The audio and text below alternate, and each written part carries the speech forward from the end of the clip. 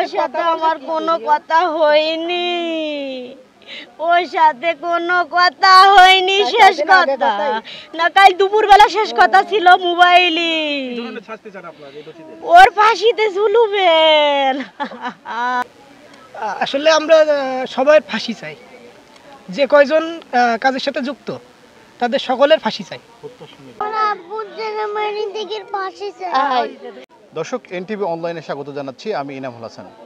ঠিক আমি এই মুহূর্তে দাঁড়িয়ে রয়েছি যশোর কেশবপুর উপজেলার বরন্ডালী গ্রামে। এই গ্রামে একজন যুবদল কর্মীকে কিন্তু নৃশংসভাবে পিটিয়ে হত্যা করেছে আওয়ামী লীগ সমর্থক একজন নেতা সবুজ হোসেন সহ তার কয়েকজন মিলে।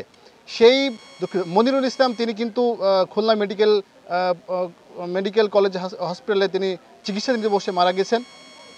সেই পরিবারের আমরা এখানে রয়েছি, আমরা পরিবারের সঙ্গে কথা বলার চেষ্টা করব যে আসলে কিভাবে এই হত্যাটা হলো। আমরা ইতিমধ্যে জানতে পেরেছি যে পুলিশ আমাদেরকে জানিয়েছে যে এই হত্যার সঙ্গে যারা জড়িত তাদেরকে 3 জনকে আটক করেছে এবং বাকি যারা রয়েছে তাদেরকে আটকের প্রক্রিয়া চলছে এবং দ্রুত তারা আটক করবে বলে আমাদেরকে জানিয়েছেন।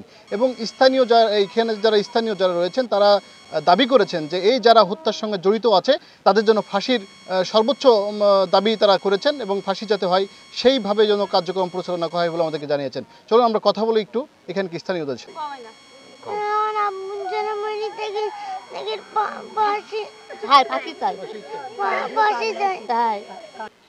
ওরা আগের দিনকে 16 তারিখে বৃহস্পতিবারের দিনও মারামারি প্রোগ্রাম করিল।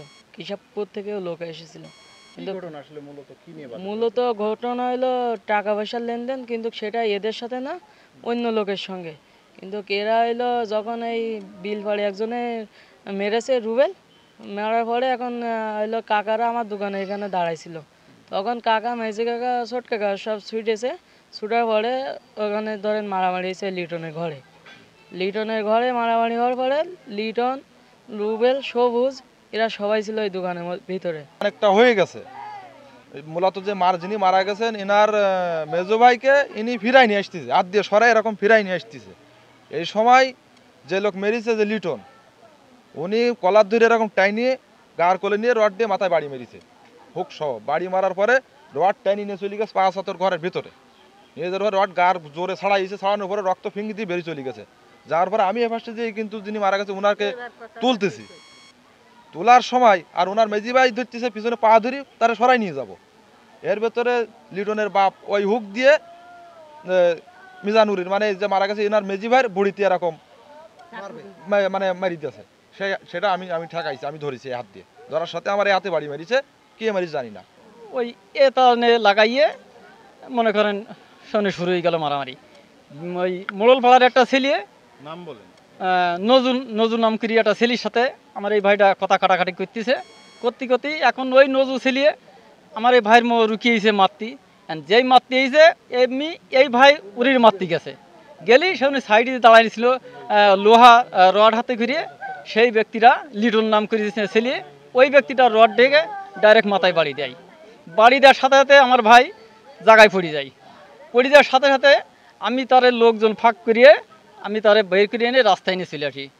আওয়ামী লীগের একটা নেতা, বড় নেতা, মানে বড় বড় অফিসারকে, সার্কেল অফিসারকে নাম ভাঙাইয়ে গরিব মানুষ নিঃস্ব করে ফেলাইছে এই গ্রামে। খালি গ্রামে না, আরো বাইরে অঞ্চলে এখন মনে করেন কিছুদিন আগে এ ছিল আব্বাদের সাথে জড়িত, একসাথে ছিল। থাকার পরে এগির কি একটা দ্বন্দ্ব হয়েছে, দ্বন্দ্ব হওয়ার পরে ভাগ হয়ে গেছে। ভাগ হয়ে এগির লোকজন সব কাটিয়ে নিয়েছে ওর কাছ থেকে নিয়ে। কিছুদিন আগে তো এরা গন্ডগোল করার মানে সমস্যা শুরু করছে। ফাঁসি দেবেন, ফাঁসিতে ঝুলবেন না। ওর সাথে আমার কোনো কথা হয়নি, ওর সাথে কোনো কথা হয়নি। শেষ কথা না, কাল দুপুরবেলা শেষ কথা ছিল মোবাইলে।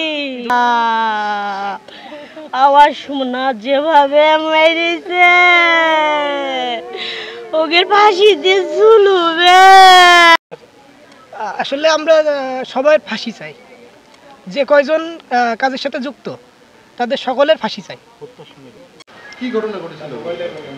আমরা যে মারামারির ঘটনা শুনে দ্রুত ঘটনাস্থলে যাই।